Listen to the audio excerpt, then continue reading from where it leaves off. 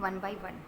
तो सबसे पहले हम बात करते हैं जॉन डाल्टन की एटॉमिक थ्योरी की, ठीक है, जो उन्होंने बताया एलिमेंट्स के बारे में और सिंबल के बारे में। सो चलिए हम लोग स्टार्ट करते हैं। तो देखिए, ये हैं डाल्टन। अब डाल्टन ने एटॉमिक थ्योरी क्या दी, इसमें थोड़ी चीज़ें हम लोग को रिवाइज करनी है पहले वाली। तो सबसे पहले जॉन डाल्टन जो थे वो एक इंग्लिश साइंटिस्ट थे, ठीक है, who is well known for his work in the development of atomic theory, जिनको बहुत ज़्यादा जाना जाता है किस वजह से, डेवलपमेंट ऑफ एटॉमिक थ्योरी, क्योंकि इन्होंने एटॉमिक थ्योरी का डेवलपमेंट किया, ठीक है।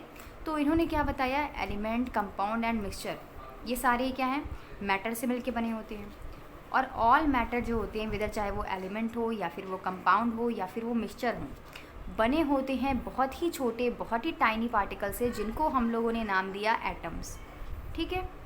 अब देखिए, सेकेंड पॉइंट इन्होंने बताया कि ऑल एटम्स, जितने भी एटम्स दिए गए हैं, एलिमेंट, वो जितने भी एलिमेंट्स होते हैं ना, तो उनके एलिमेंट जो होते हैं वो आइडेंटिकल होते हैं, मतलब एक जैसे होते हैं, आइडेंटिकल होते हैं साइज़ में, मास में, केमिकल में एंड प्रॉपर्टीज़ में। जैसे कोई एक टाइप का एलिमेंट्स होगा तो वो आपस में क्या होंगे, सिमिलर होंगे अपने साइज़ में, अपने मास में एंड अपने केमिकल प्रॉपर्टीज़ में। एक एग्जांपल हमने लिया है यहाँ पर फेरस का। अब आपको पता है Fe को हम लोग क्या कहते हैं, फेरस बोलते हैं, ठीक है। सो यहाँ पर देखिए, फेरस के दो मॉलिक्यूल हैं, ठीक है, ये भी फेरस है, ये भी फेरस है, तो ये क्या बनाएगा, Fe2L, ये भी क्या है, एलिमेंट है। अब ये Fe क्या है, ये सिमिलर है ना, ये एलिमेंट सिमिलर हैं, तो ये आपस में कैसे होंगे, जब देखने में सिमिलर हैं तो इनके साइज़ भी सिमिलर होंगे, इनका मास भी सिमिलर होगा और इनकी केमिकल प्रॉपर्टीज़ भी सिमिलर होगी, ठीक है।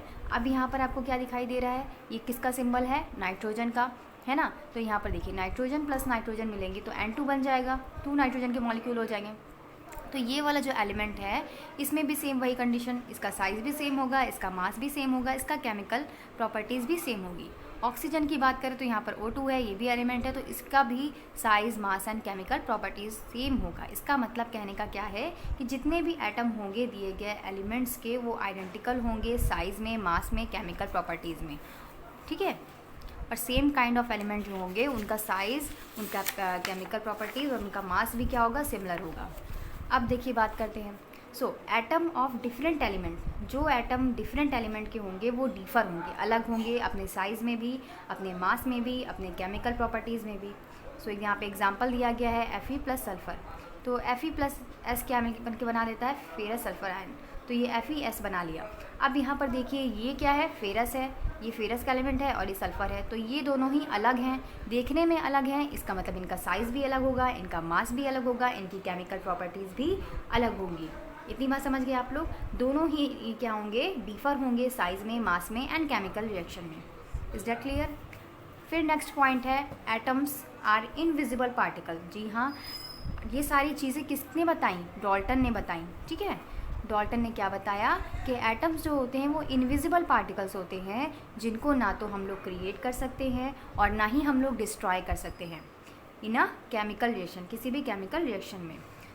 फिर उन्होंने क्या बताया कि एटम्स जो होते हैं वो कंबाइन होकर के आपस में एक फिक्स्ड वूल नंबर देते हैं, एक फिक्स वूल नंबर रेशियो देते हैं, जिसे हम कंपाउंड कहते हैं, जो क्या बनाता है, कंपाउंड बनाता है।